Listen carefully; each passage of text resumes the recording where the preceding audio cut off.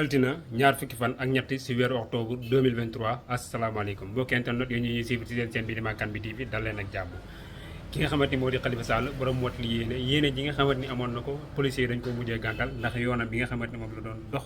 yoon boobee dañ ko mujj dakkal ndax nag mujj di yëg fa nga xamante ni fa la jëmoon ci noonu lañ ko defoon ki nga xamante ni moo di Alhaji Malick Gakou waaye si jamono jooju ki nga xamante ni mooy Amadou Ba di premier ministre moom nag mi ngi wéyal yoonam di ko defee comme na mu ko bëggee ki nga xamante ni moo di Juan Branco di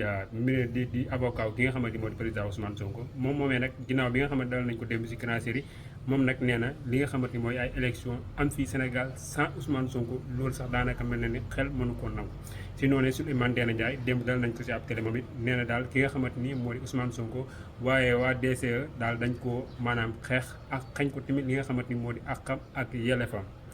ki nga xamante ni moo di suñu jàmbaar yooyu noonu di ki nga xamante ni mooy woykat bu mag a mag boo xamante ni kenn dootu ko présenté fi nga xamante ni moo di Sénégal di Fada Freddy mi nga xamante ni takkal nañ ko ab raaya bu am solo fi nga xamante ni moo di pare si noonu lañ ko defee ki nga xamante ni moo di suñu leen bi Viviane Chidid Ndour fi nga xamante ni moo di Kigali mu nekk nag loo xamante ni lu am solo la ay si sama gars yi ñu yeen di jàmm